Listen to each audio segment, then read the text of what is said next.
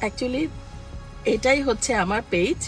ঢাকাই চলচ্চিত্রের এক সময়ের জনপ্রিয় নায়িকা শাবনূরের নামে খোলা একটি ভেরিফাইড ফেসবুক পেজ সম্প্রতি তুমুল আলোচনার জন্ম দিয়েছে। পেজটিতে তার আসল তথ্য, ছবি ও পরিচয় ব্যবহার করা হলেও মূলত একটি প্রতারক চক্র তার নামে ফেসবুক পেজটি ভেরিফাইড করিয়েছে।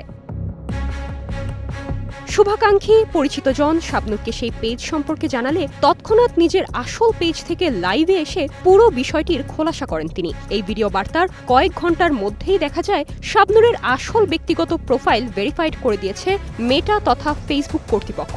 তবে নকল পেজটিও ভেরিফাইড অবস্থাতেই রয়েছে। শাবনূরের নামে ভেরিফাইড পেজ দেখে স্বাভাবিকভাবেই বিভ্রান্ত হচ্ছেন তার ভক্তরা। বিষয়টি নিয়ে বেশ উদ্বিগ্ন শাবনূর নিজেও। শনিবার দুপুরে একটি গাড়িতে বসে ফেসবুক লাইভে শাবনূর ভক্তদের উদ্দেশ্যে বলেন, এটাই হচ্ছে আমার পেজ, এই জন্য আমি এই পেজ থেকে তোমাদের সামনে এসেছি। আর তোমরা তো জানোই যে অরিজিনাল পেজ ছাড়া কখনো লাইভে আসা যায় না।